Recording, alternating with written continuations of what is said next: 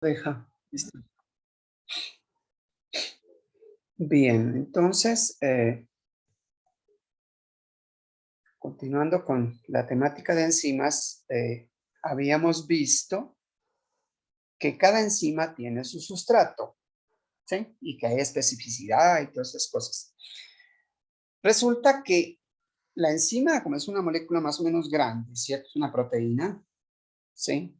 Normalmente los sustratos son pequeños, vimos ese ácido láctico, la glucosa, eso es pequeñísimo comparado con eh, la molécula de enzima. Entonces, es lógico que esa unión entre la enzima y el sustrato no se va a dar con toda la enzima y un pequeñito sustrato. Entonces, en la enzima hay un sitio especial al cual se va a unir la molécula de sustrato, que se llama sitio activo.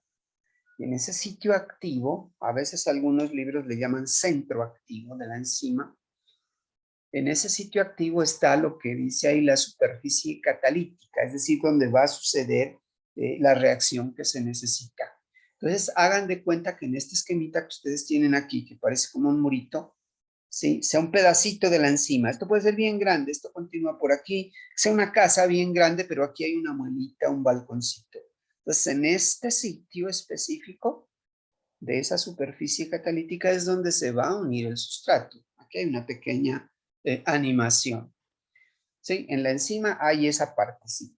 Entonces, imagínense esto. Aquí le doy un clic y ustedes ven que aparece A y B, que pueden ser los sustratos. Se acomodan perfectamente en ese sitio catalítico y miren que eso facilita la unión entre los dos. Esta sería una enzima parecida a una ligasa, ¿cierto? No es la que va a romper algo, sino que va a unir. Si quieren verlo otra vez, miren que A y B se acondicionan muy bien en ese sitio catalítico y se puede permitir la formación del enlace. Imagínense si A y B se encuentran sin la enzima, es decir, sin la superficie catalítica. Las probabilidades de que lo hagan y que se unan de la manera adecuada pues, son menores. Entonces, pues, por eso que se demoraría mucho el proceso, porque estas moléculas se la pasan moviéndose, a lo mejor no se encuentran. Pero aquí, en este sitio catalítico, y ahora vamos a ver qué pasa aquí, porque es que pareciera que hay como un imán que los atrae, ¿no? Vamos a ver a qué se refiere. En cierta medida sí, porque hay una atracción electromagnética del sitio activo por el o los sustratos.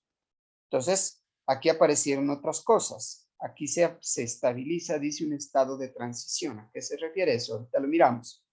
Es un estado energético, ¿cierto? Aquí el estado de energía es tan bajito que permite la formación de ese enlace, ¿cierto? Para formar un producto que ahora es el producto AB. Ya no es el producto, no es el sustrato A ni el sustrato B. Esto como un ejemplo general, pero miremos con más detalle lo que puede pasar aquí. Y miren que hasta ahí, bueno, eso sigue una animación y es una gráfica, ¿cierto? Entonces miren lo que está pasando aquí. Si la reacción va para acá en tiempo, ¿cierto? Empecé y a los cuantos milisegundos, acuérdense que esto es rapidísimo, va a irse transformando S en productos, ¿sí? Pero miren que para que ese se transforme en producto, primero hay que meterle un poquito de energía. ¿Por qué? Porque es que esta ordenada de acá, ¿sí? Desde el eje Y, tiene la energía, el cambio de energía. Ahorita hablamos de la energía que se necesita. Es decir, el sustrato tiene que ganar una energía hasta elevarse a un estado de transición. Aquí no es estado tenso, sino de transición. No vamos a confundir eso. Es decir, ha ganado una energía suficiente para que le quede fácil bajar hasta la producción de un producto. ¿Sí? Estas cosas de la energía son interesantes. Miren, es como si yo tuviera aquí, digamos que estoy aquí en Pasto y aquí tengo, ahí en la universidad, en Toro Bajo, tengo una piedra redonda. ¿Sí? Supongan que yo soy el mito de Sísifo. Soy Sísifo y el dios Zeus me castigó para rodar una piedra, subirla, subirla, subirla hasta la cima. Claro que él se le regresa siempre, pero digamos que yo soy un obrero muy bueno y la llevo hasta acá, la pongo a un nivel energético, una energía potencial muy alta, ¿cierto? Y si estoy acá en la cima del Galeras, pues la echo a rodar para allá, para Consacá o San Donado, para donde sea. Esto ya queda fácil, ¿sí? Rueda con mucha facilidad. Entonces miren que para eso yo necesité alcanzar un estado de transición. Miren, todo este pedazote de energía lo voy a llamar energía de activación. Para que la reacción empiece, la reacción de conversión de sustrato en productos, necesito romper una barrera de activación, una energía de activación. Hay que meterle energía. Nada es gratis acá. Eso es con energía. ¿Sí? Pero acá sí es un empujoncito y se fue. De tal manera que miren que al final los productos van a tener menor energía, porque si ven, esto está más abajo que acá, va a tener menor energía que acá. Sirve bien el ejemplo de la piedrita desde Pasto hasta Consacá, ¿no? Acá es más bajo y pues claro, no sé para qué será que vamos a subir esa piedra allá. Yo no sé si es que tal vez acá en Consacá hay un poco de cañas y esas piedras machacan las cañas para hacer guarapo y producir panela, no sé. Qué cosa tan difícil, vean ustedes, mejor tener un trapiche jalado por bueyes o empujado por personas, no sé, pero bueno, supongamos que esa es la tecnología que hay. Entonces, el proceso es duro, ¿cierto? Para que esa reacción se dé. Si eso fuera de esa manera, esta sería como una reacción no catalizada, es decir, sin enzima. Quizás nunca llegue a suceder, o puede que en unos miles de años suceda, pero los seres vivos no vivimos miles de años, ni millones de años. Necesitamos fracciones de segundos para que la cosa suceda. Entonces, ¿cómo vamos a hacer? Para eso se inventaron las enzimas. ¿Sí? Hay que llegar a ese estado de transición, sí, eso no lo vamos a poder evitar, pero vamos a hacer que el camino sea más fácil, porque va a ser con la ayuda de una enzima, es decir, este sustrato sí se va a transformar en productos, pero se va a tener que unir a una enzima. Entonces miremos el siguiente pedacito de la animación. Ya, miren que la enzima se une al sustrato y forma lo que llamamos el complejo enzima-sustrato, ¿sí? Aquí sale una preguntita que cuál es la diferencia. Y pues claro, entre los dos alcanzan un estado de transición. Y ese estado de transición, pues si vemos la diferencia, no necesita tanta energía. Es como otro camino energético más fácil. Ya no es todo este pedazote grandotote, sino más fácil. Yo puedo llegar más fácil a este sustrato, lo llevo a un estado de transición energética suficientemente alto. Quizás ahí en el Galeras hay como un túnel especial para irse, ¿sí? Y igual en algún momento de esta interacción, este sustrato se va a transformar en producto, pero está unido a la enzima, miren. Pero al final la enzima, como le gusta es unirse al sustrato, el producto ya le sabe a cacho, lo suelta y queda el producto y se libera la enzima. Miren que la enzima no se transforma para nada, ¿sí? Claro, sufre cambios conformacionales, pero vuelve al estado inicial y lo importante es que genera el producto. Lo otro es que como no gasto tanta energía para vencer esa barrera de activación, entonces este proceso ya se hace rapidísimo, por eso es que lo podemos hacer en fracciones de segundos, ¿sí?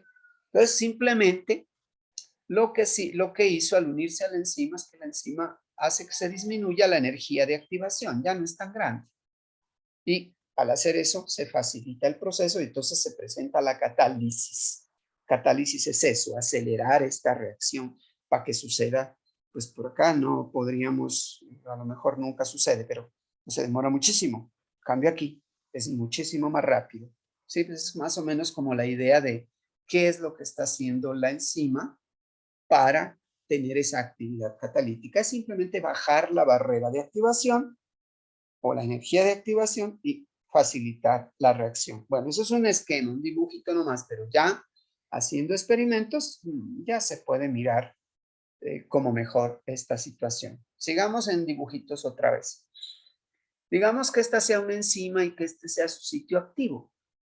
Sitio activo dice aquí que es como un bolsillo mágico. ¿Cómo así bolsillo? Otra vez volvimos a utilizar la palabra bolsillo. La habíamos usado para la ¿Cuándo fue? La hemoglobina tenía un bolsillito ahí en cada una de sus 4 unidades para meter un grupo hemo. Ah, pero ese era un grupo prostético, ahí se va a unir el oxígeno. Eso no es un sustrato, allá es para transportarlo, no es que se lo va a transformar. Aquí es que se va a unir el sustrato para transformarlo. Entonces, ¿por qué dice ahí que es un bolsillo mágico? Nos volvimos a la primaria. Pero es bueno, pues, para explicarlo. A ustedes les viene como anillo al dedo, porque van a enfrentarse a eso. Miren que en ese bolsillito cabe el sustrato. Y no sé si se dieron cuenta que ese entró a toda ese sustrato, pero se mueve un poquito, a lo mejor rota, gira o lo que sea, porque es que esto lo atrae. Hay una atracción electromagnética, es decir, pueden haber cargas positivas, negativas, y este se va a orientar de acuerdo a las cargas que él mismo tenga. Tiene que tener complementariedad electromagnética, si no, no se pega aquí. Claro que tiene que tener un tamaño adecuado, si es muy grande no va a entrar, ¿sí? Entonces, eso también es importante. La idea es que este bolsillito mágico me va a estabilizar, como dice ahí, el estado de transición. Tiene que quedar bien pegadito, ¿sí? Yo les voy a pasar un videito que hicimos el otro día, el semestre pasado, de esta acción, pero ya con una enzima particular, para que lo vean. No tiene más que 5 minuticos. ¿Qué tiene de especial también? Acuérdense que todo está lleno de agua porque somos seres vivos. Entonces, si el agua se llegara a meter aquí, pues no dejaría que haya interacción. No nos interesa que el agua se nos meta aquí. Entonces, dice que expele el agua, es decir, las moléculas de agua son chiquiticas, quedan por fuera, ¿sí? Salvo que sea una enzima que requiera una molécula de agua. Las hidrolasas requieren una molécula de agua, pero no un chorro. La chorrera se me sacaría todo este sustrato y no podríamos hacer nada. ¿Qué más tiene? Pues claro, tiene las cadenas laterales de los aminoácidos que hacen que esto tenga la atracción electromagnética. De pronto, si aquí hay un residuo de ácido glutámico o aspartico, una lisina, una arginina acá, positivas, quizás esto interactúa con una carga negativa aquí y este con una positiva acá, o si él es hidrofóbico, pues habrán residuos hidrofóbicos para que por interacción hidrofóbica esto se una. Depende pues de la enzima y el sustrato que estemos hablando. La idea es que aquí tienen que estar esos grupos reactivos que son las cadenas laterales de los aminoácidos para que esto quede bien unidito allí, ¿sí? Y además para que empiece a transformarse. Al decir grupos reactivos es que estos van a actuar sobre lo que tiene el sustrato para irlo transformando. Eso se llama mecanismo de reacción. Eso es lo que les voy a pasar en el video. Ahorita lo podemos ver y luego lo paso. Bueno, puede también en este sitio activo ubicarse la coenzima, si es que la enzima llega a necesitar coenzima. ¿Sí? Ah, bueno, la que necesita coenzima, ¿cuál? La NADE, la que sea, FAD o cualquiera de ellas. Entonces, ahí suceden todas esas cosas en ese sitio activo, en ese bolsillito mágico. ¿Sí? Podríamos tener una cosa más sencilla todavía, miren, un sustrato, una enzima, aquí con solo 2 carguitas. Normalmente tenemos que tener varias, no solo cargas, sino residuos. Aquí se ve que el agua no penetra, ¿sí? Para que se dé la interacción aquí. Si se metiera el agua, no nos dejaría entrar esto acá, ¿sí? Esto permite los enlaces iónicos. Imagínense una carga positiva, el agua querría disolver, lo mismo acá. Entonces, la idea es que no se permita eso. ¿Sí? Miren esa unión enzima sustrato desimpática. Bueno, eso también puede suceder, pero no se los recomiendo que lo hagan. Aquí está otra ilustración. Este es tipo meme, ¿cierto? Sitio activo, un sustrato, ¿sí? Aquí dice que love is in the air. Bueno, hay una atracción, pues, obviamente electromagnética y de complementariedad. No es que sea una cosa geométricamente exacta. Acuérdense que al principio los que estudiaron las enzimas dijeron que esto funcionaba como una llave y una cerradura, donde la llave calza sobre la cerradura. Uno podría pensar que es una cosa geométrica.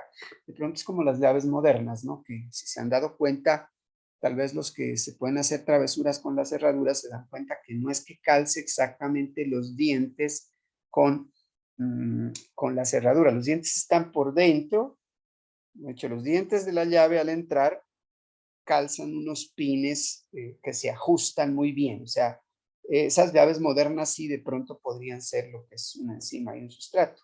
Las llaves antiguas, esas que le han visto ustedes en el cinto a San Pedro, en el cielo, pues eran simplemente una palanquita, eso sí era geométrico. A esas se referían con el modelo de chapa y llave, porque pues eso fue hace más de un siglo que lo dijeron, casi 2 siglos. ¿Sí?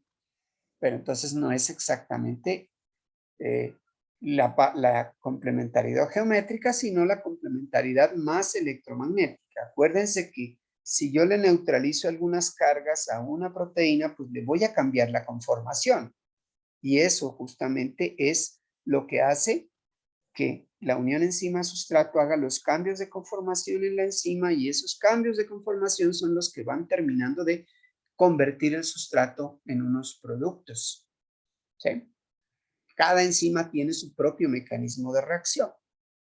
¿Sí? Este, por ejemplo, es uno muy sencillito que se proponía en algún tiempo. Sería el de la llave y la cerradura, donde calza geométricamente. Esto lo dijo Emil Fischer, un químico muy, muy reconocido.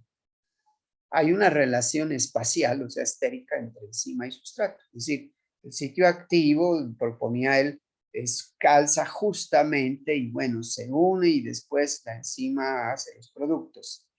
Pero resulta que esa cosa tan estática no era, porque vimos que la cosa es como más dinámica. Ya un poco después, miren, esto fue el siglo XIX a finales, ¿sí? Ahí podríamos pensar en esa animación bien vieja, ¿cierto? El ADP, el ATP que está aquí, mírenlo. Cada uno de estos serían los 3 fosfatos. Aquí esto vuelve a repetirse.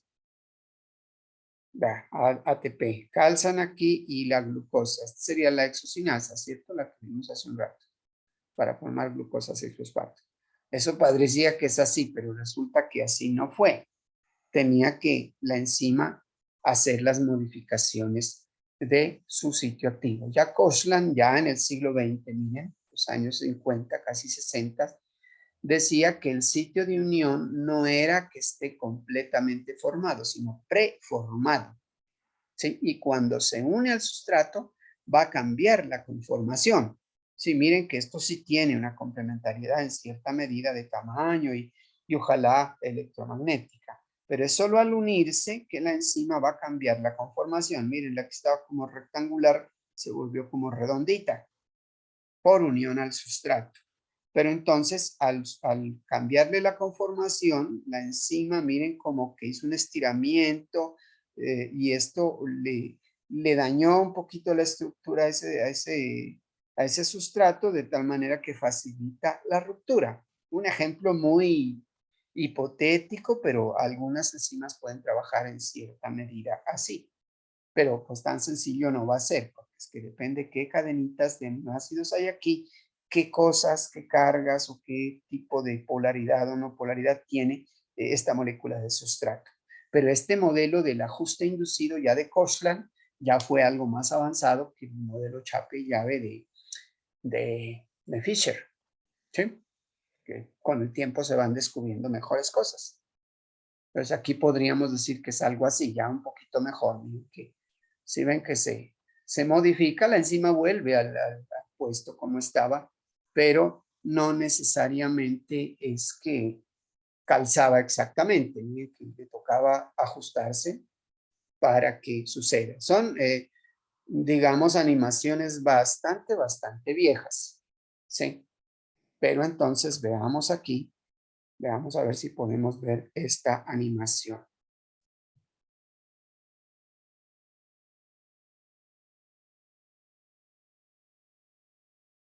Veámoslo a ver.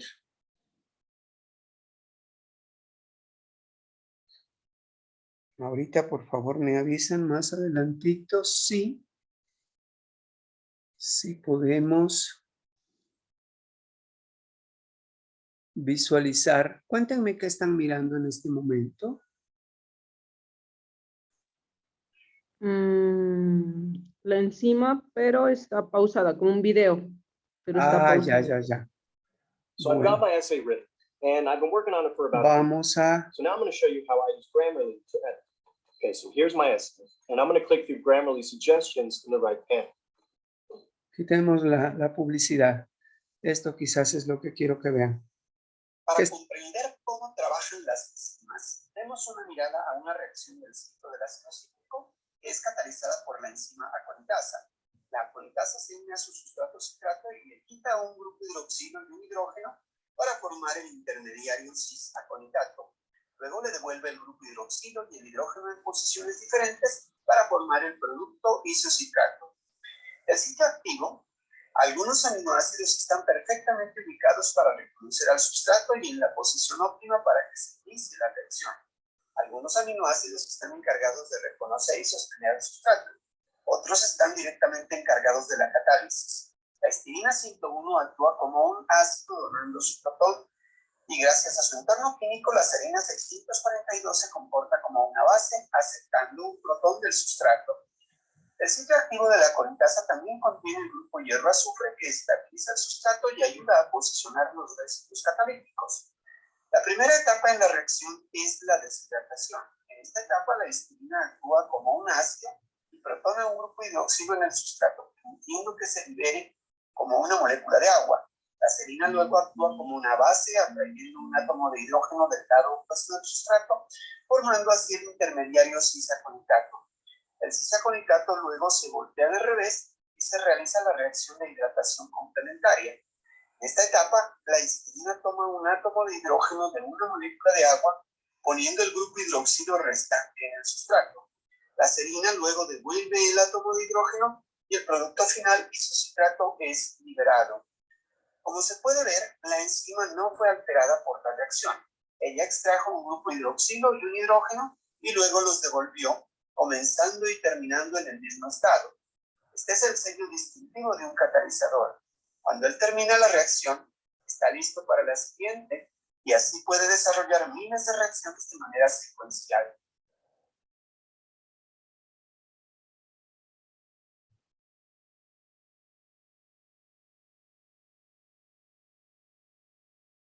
Bueno, espero que se haya visto y pues ustedes lo pueden. Every single second, inside every living Aquí cell, tenemos thousands of cositas. chemical reactions are taking place.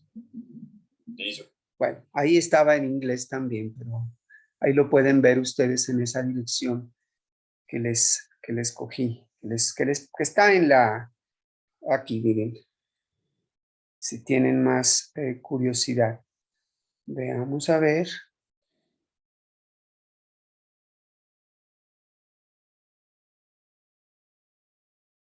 Volvamos a nuestra.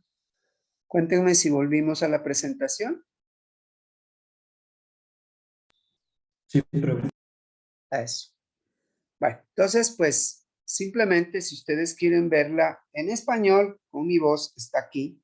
En inglés, más clarita, con la voz de un locutor gringo, está acá. Sí, en esas dos la pueden visualizar, la que acabamos de ver, que nos da bastante detalle de cómo es el mecanismo de acción de esa enzima particular, pero que va a ser parecido a otras. Si ahí le dieron cuenta, hay como las distintas cadenitas laterales, incluso grupitos que no son aminoácidos, como ese cajoncito que decía complejo hierro-azufre, también está participando ahí, pues porque cada proteína tiene sus características. ¿Sí? Entonces, pues, esto no existía en mis tiempos, solo estas medias animaciones todo feitas, pero pues ahora tenemos más cositas.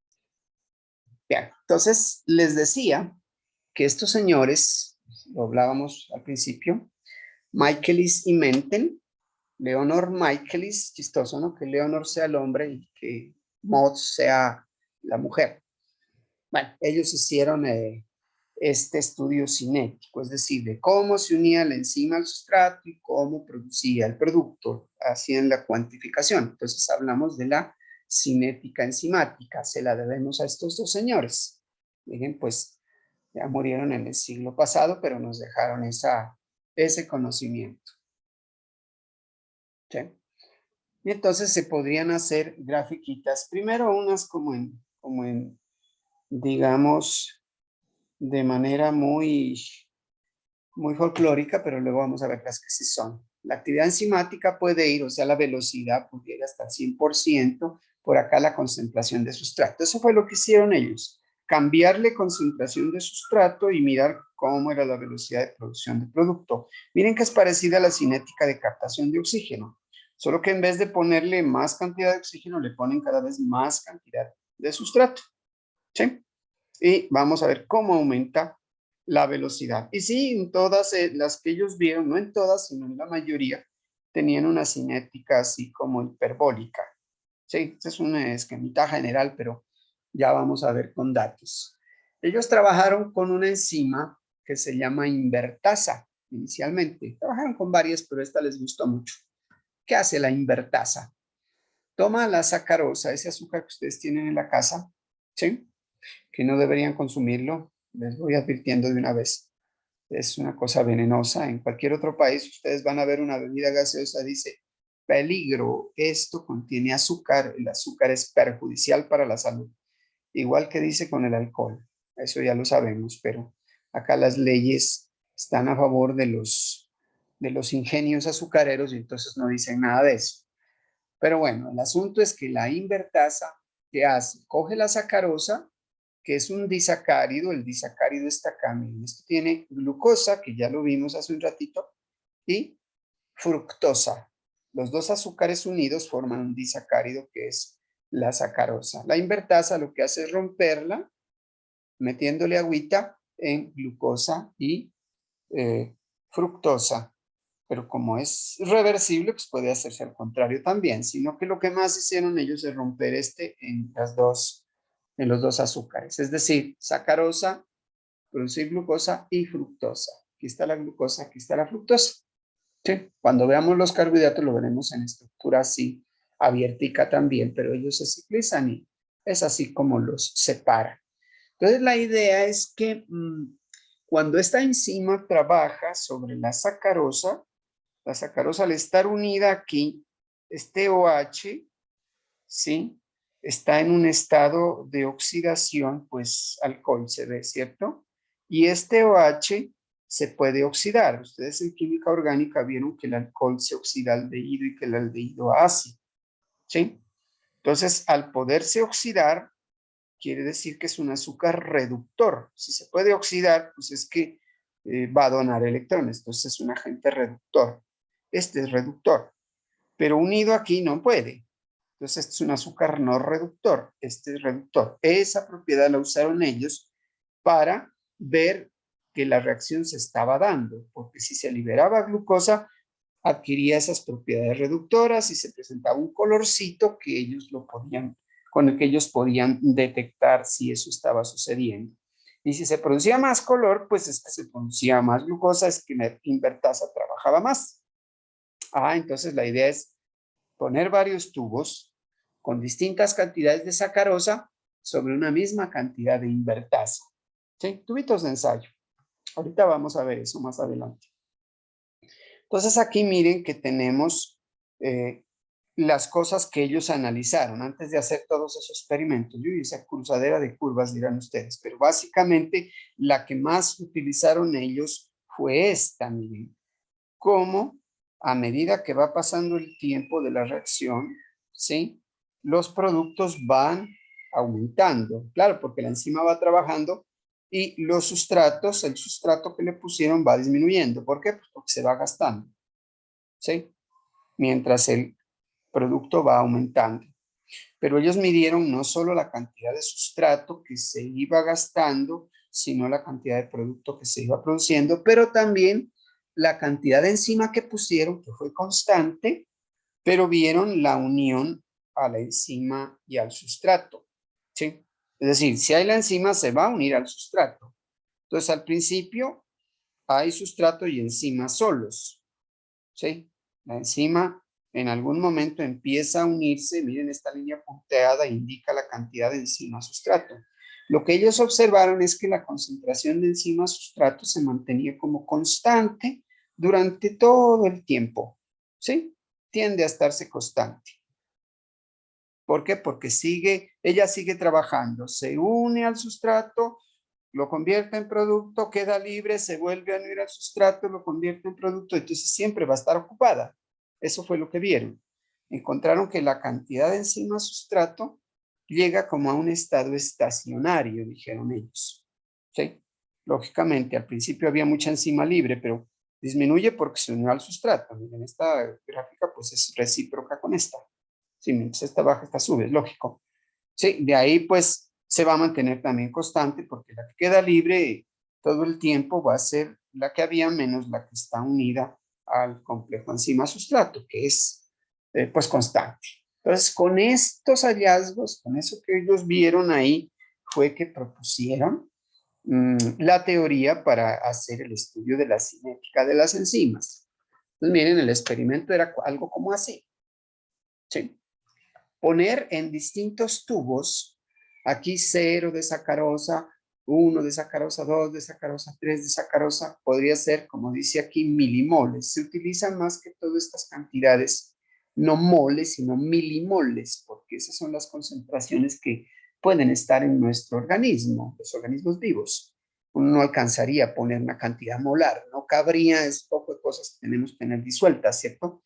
Entonces son las concentraciones que usamos, milimolares, se usan en el laboratorio, pues para más o menos hacer algo parecido a lo que está sucediendo en el organismo. Entonces, lo que se ve acá es eso, ¿cierto? Vamos a verificar la unión del sustrato a la enzima para que se produzca un producto. Entonces, aquí van a graficar la cantidad de producto que se produce, ¿sí? Y aquí los diferentes tubos de ensayo. ¿Y cómo van a ver cuánto se produjo? Pues porque hay en el laboratorio un aparatito que se llama espectrofotómetro, que lo vamos a usar en una práctica que aspiremos a que la hacemos presencial. El espectrofotómetro mide, digamos, la intensidad del color que vemos aquí, incluso si es invisible, el aparato detecta la cantidad de la sustancia que se está produciendo. Aquí simplemente lo que queremos decir es que este tubo no tiene nada de sacarosa, este tiene un poquito, miren que este tiene más, lo he pintado de otro colorcito para que nos demos cuenta. En realidad la sacarosa no tiene color, ya saben.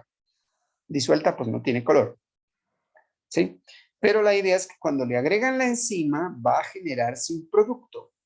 Y el producto, que en este caso pues era la glucosa, ese sí que genera un colorcito que es el que el aparatico es capaz de leer. Entre más color dé, más producto hay. Así de sencillo. Ya miraremos esa parte de la teoría cuando necesitemos hacer esa práctica. Lo vamos a hacer para la detección de vitaminas, cuando veamos lo de vitaminas. ¿Okay? El espectrofotómetro. Entonces simplemente, vamos a ver que aquí me estorba un poquito. Voy a darle un clic, por favor observen lo que va a suceder.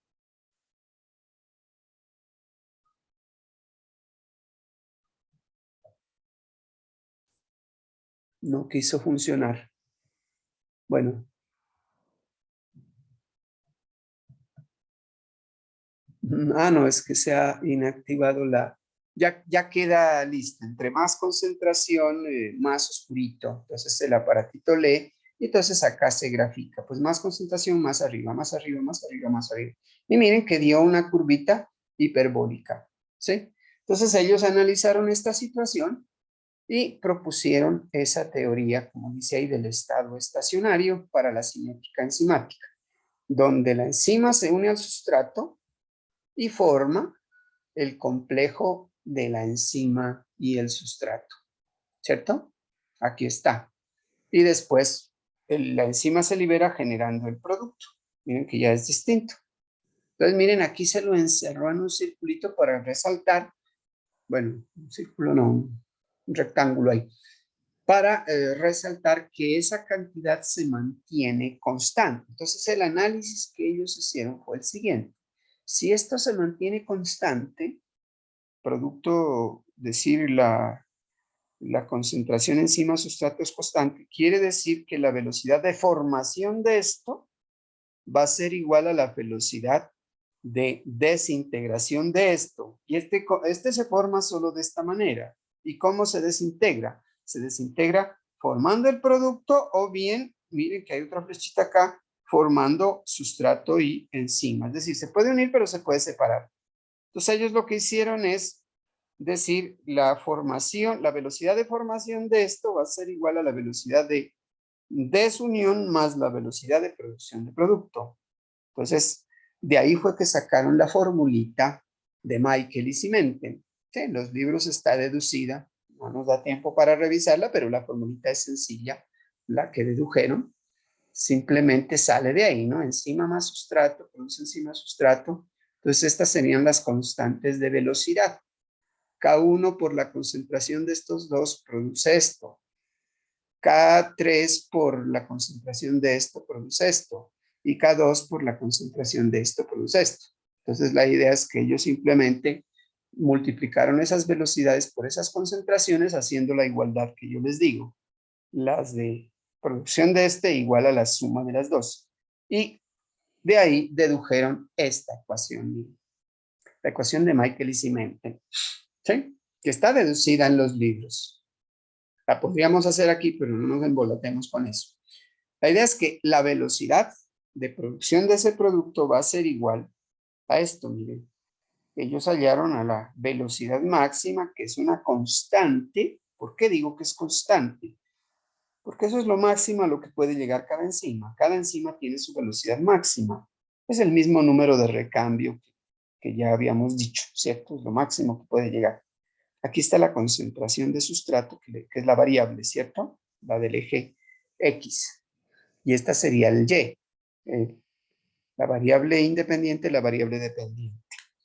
Y aquí sobre una constante que ellos descubrieron que es el Km. ¿M por qué? Porque ellos tienen apellido con M, ambos, ¿no? Michaelis-Menten, constante de Michaelis-Menten.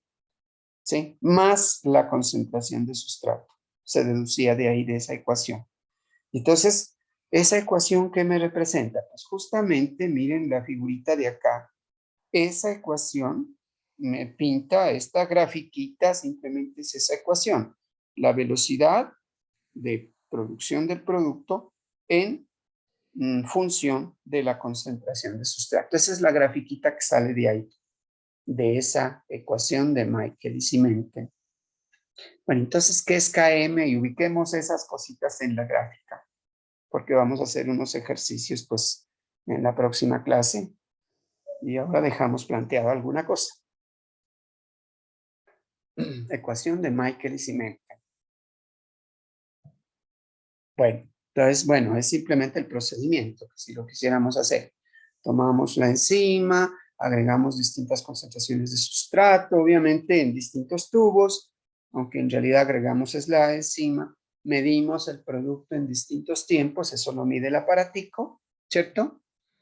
Y se traza esa curva que, pues por lo general da hiperbólica, para muchas enzimas, no para todas, sí, pero es la más sencillita que nos permite entender las cosas. Y con eso podemos estimar, como dice ahí, los parámetros cinéticos de la enzima, que son dos. ¿Cuáles son esos parámetros cinéticos y a qué es que nos referimos? Pues esas constantes, ¿no? La velocidad máxima es uno de los parámetros cinéticos y la Km es otro de los parámetros cinéticos. Cada enzima tiene un Km y una velocidad máxima. Y eso es lo que sirve. Cuando ustedes averigüen esa enzima, le van a averiguar eso también. ¿Cuál es su Km y cuál es su velocidad máxima? La 4, 3, 2, 1. Esa. Entonces, toda esa información está ahí. En la misma Wikipedia les sale, pero en los libros de bioquímica, pues, especializados también, aunque quizás en Wikipedia les sale mejor. Más rápido, pues quiero decir. Y entonces, resulta que veamos las figuritas. ¿Qué es Km y qué es velocidad máxima? ¿Sí? Entonces, si hacemos el trazado, como dice aquí, de concentración de sustrato contra velocidad, vamos a tener esa curvita hiperbólica. Es decir, vamos a llegar asintóticamente a una velocidad máxima. Y miren para lo que nos sirvió la mioglobina aquí. A la mitad de la velocidad máxima yo voy a tener, si me voy para acá, una concentración de sustrato en la cual las enzimas van a adquirir la mitad de la velocidad máxima. Ese es el Km. Uy, esto se parece mucho al P50. Claro que es lo mismo matemáticamente, pero aquí también es una medida de la afinidad. Allá era de la afinidad del oxígeno o de la hemoglobina por el oxígeno. Aquí es la afinidad de la enzima por el sustrato.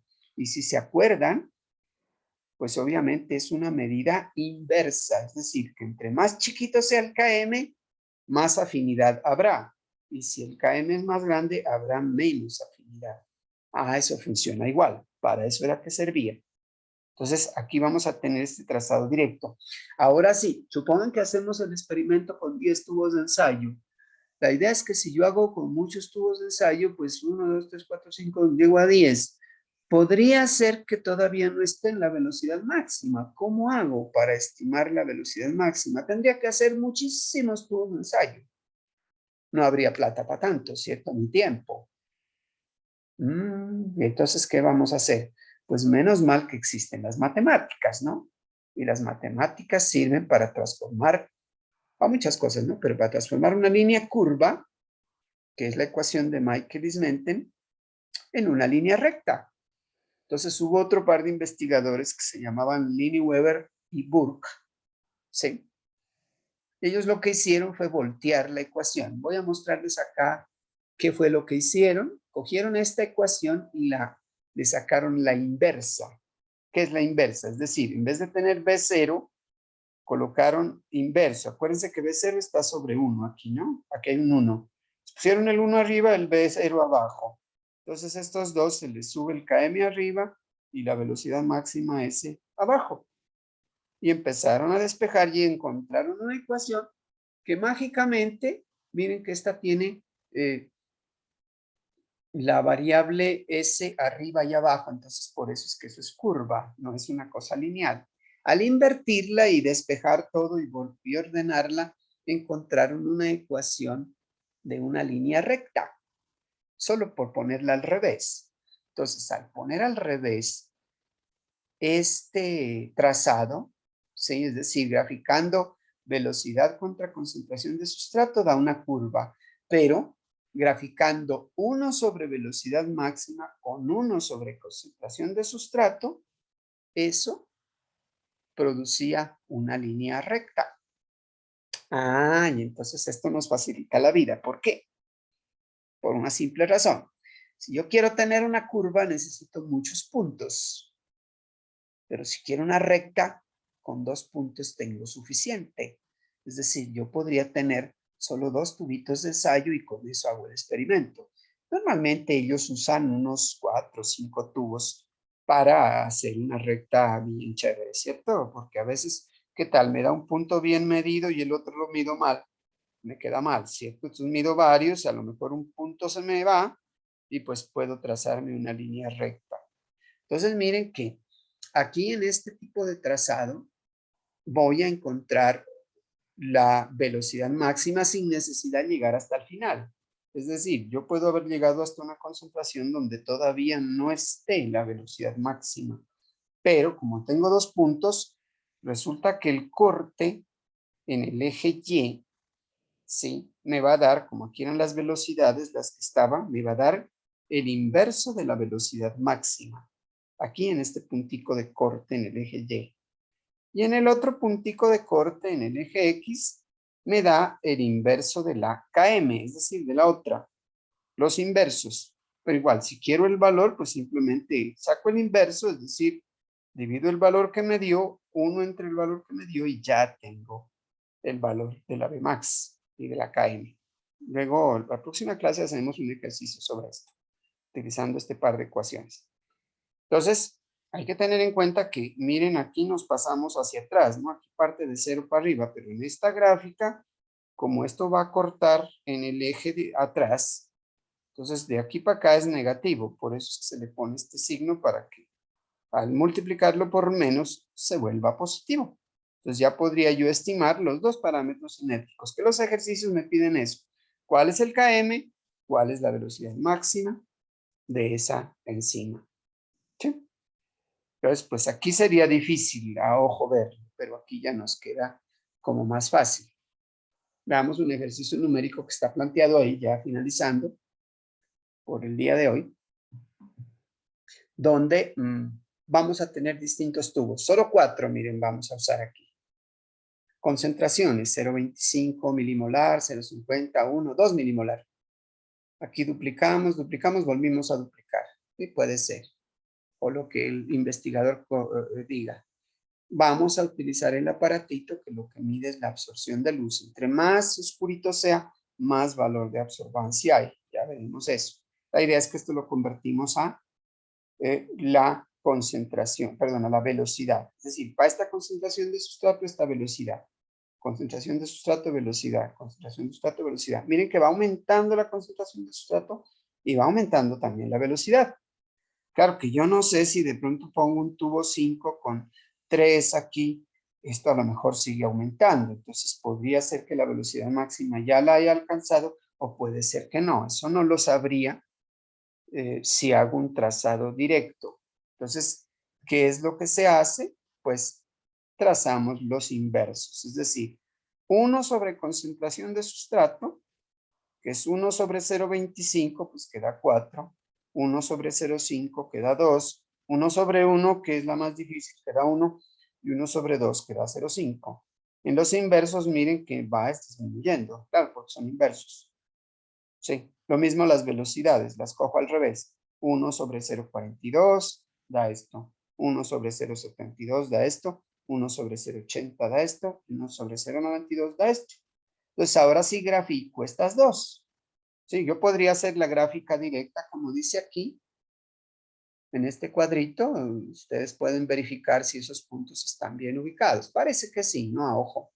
Es decir, 0.25 contra 0.42. O sea, 0.5, 0.25 contra 0.42. Aquí pusieron ese puntico. Miren que siempre se colocan los puntos bien gruesitos, visibles. No es un punto invisible. 0.5 contra 0.72. Aquí es, miren que aquí es 1, aquí es 0.5. Y aquí el 0.72. ¿Sí? 1.08 a 1.08. Estamos en 0.75, 0.8, ¿cierto? Y 2, 0.92. 2 sería aquí 0.92. Pero miren que esto parece que, no sé, pues en ese trazo parece que quisiera seguir subiendo. Yo no podría estar seguro de si esa es la velocidad máxima. Entonces, ¿qué es lo que se hace? Pues se traza el doble recíproco o el doble inverso, quiere decir. Miren que graficando los inversos, ustedes miran aquí los 4 puntos, es decir, con 4, es decir, el máximo número acá me da con 2.38 por acá.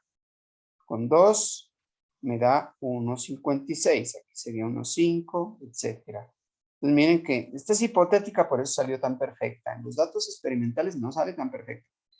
Pero la idea es que cojo estos 4 puntos, trazo una recta, tengo un punto de corte aquí y un punto de corte acá.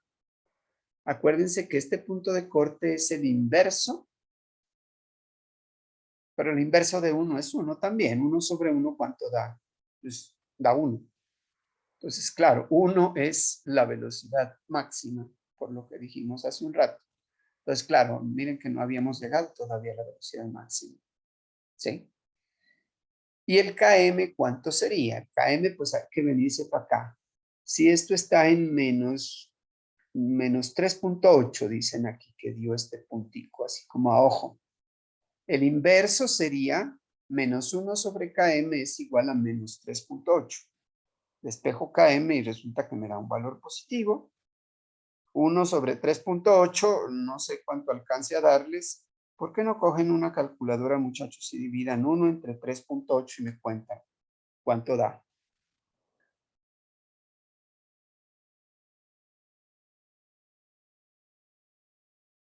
A ver si me da igual que a ustedes. 0,26.